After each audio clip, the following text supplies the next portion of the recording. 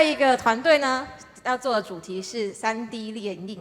想到3D 列印，他可能都会想到我就是一些文创的商品啊，或是公仔和模型。但是你知道吗？台湾的3D 列印的设备其实是全世界前3大输出国。同时，台湾有非常多厉害的3D 列印的工程师以及技术专家。今天要来为大家介绍的这个 Additive Intelligence。founder Michael 呢，还有他的 co-founder Everett， 两个人发现，其实3D 列印不只是文创，它有机会可以翻转制造业的一些制程，进而让大家的生活更便利。那我们马上来 welcome Additive Intelligence 的 CEO and founder Michael。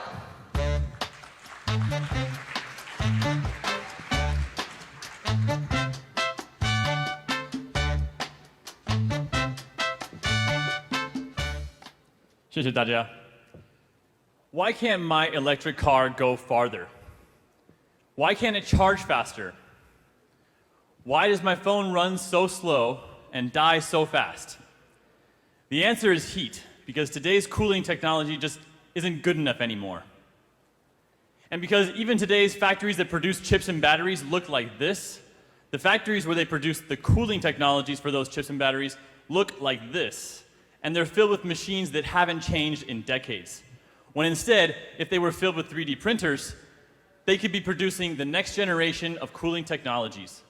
And we wouldn't have to complain about these problems anymore.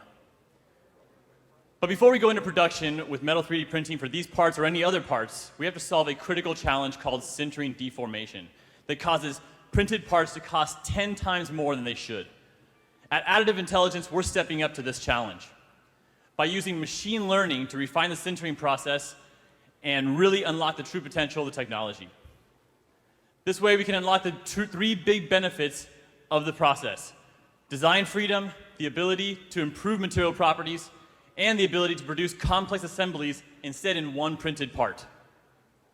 We've partnered with some of the leading technology providers in metal 3D printing, and for our AppWorks Wistron POC, we're working with WNC on complex antenna designs, like this millimeter wave antenna that can only be 3D printed. It just can't be made any other way. And with YWIN, we're working on thermal devices like vapor chambers that use unique microstructures to dramatically reduce the thermal resistance.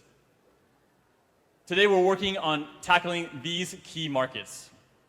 Our team has over 10 years of 3D printing experience. We have expertise in machine learning, and we have a wealth of knowledge in design and manufacturing. And we've delivered products to companies both large and small.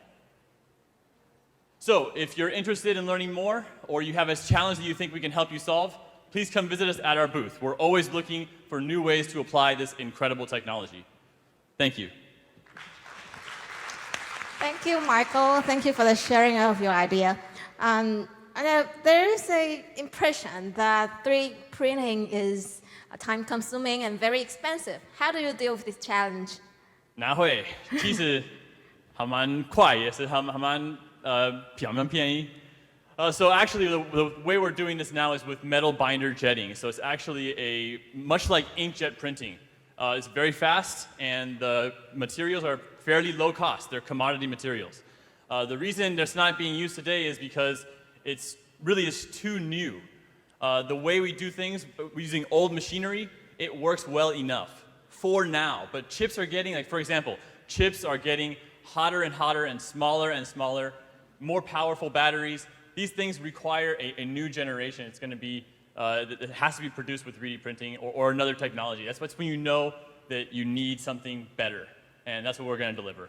Yeah. 所以现在的那个 3D printing 的机器其实已经做得越来越小，可以像家用的印表机一样了。而且它的耗材，也就是那个金属的粉末，其实也是蛮便宜的一种耗材。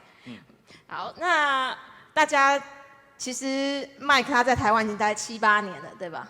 对，然后还有他的 co-founder Everett 也在台大念了博士，所以他们其实中文很好啊。等一下大家不要害羞，直接拿中文跟他聊天 ，maybe 他会回答你英文啦，但是大家是互相听得懂的 ，OK？